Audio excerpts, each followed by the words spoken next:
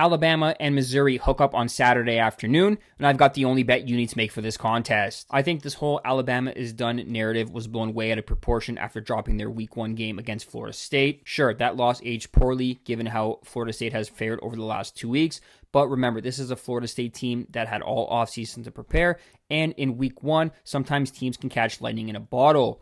Of late, we've seen what the real Alabama looks like. The Tide have ripped off impressive wins against Georgia and Vanderbilt in back-to-back weeks, and it's been a complete team performance. The defense has tightened up, and Ty Simpson has been absolutely dialed in. He's completing 76% of his passes during the 3-game winning streak with 11 touchdowns.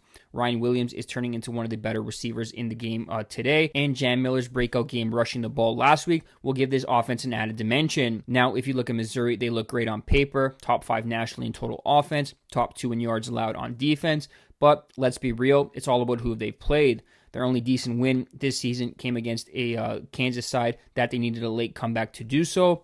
The rest of the games, UMass, South Carolina, Louisiana, and Central Arkansas. Of course, their stats are going to look like they are. If you dig into the numbers a little bit deeper, these are 2 teams that are actually pretty similar in terms of yards per play, and Missouri's defensive edge is also less than a yard.